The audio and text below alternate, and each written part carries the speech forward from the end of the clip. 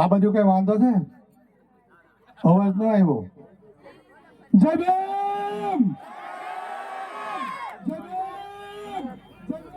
આમ આજુબાજુના ગામવાળાને ખબર પડી ગઈ કઈ ભેગા થયા છે.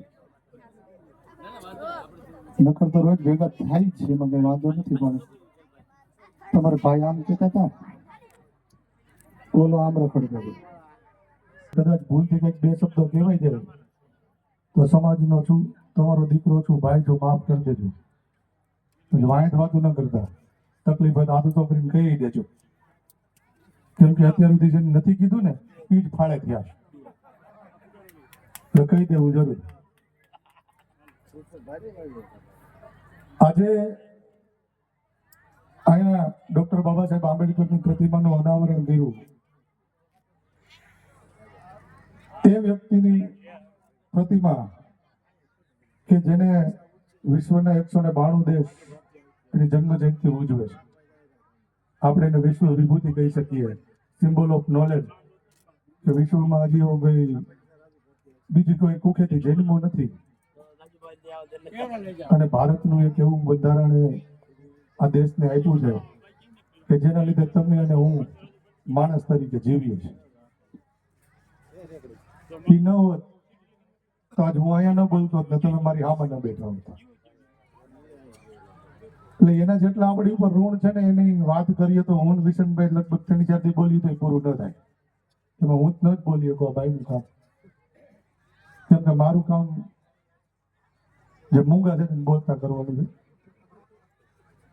અને તમે બધા જોતા હશો મને યુટ્યુબમાં કેટલા જો સાધુ છો બધું અલગ બધા છું. અને તમે બધા એ જોતા હશો કે રોજ ગાળું ખાવ ચાલુ જ છે. પણ અત્યારે હું અહીંયા ઉભો છું, તમે બધા મને ઓળખો છો. તમને ખબર મને ગાળું ખાવાની મજા હું કામ આવે છે?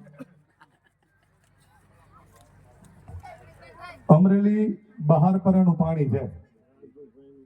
અમે બોલવા બેહીએ તો હાથ પેઢી ન સાંભળી ને એવી આવડે.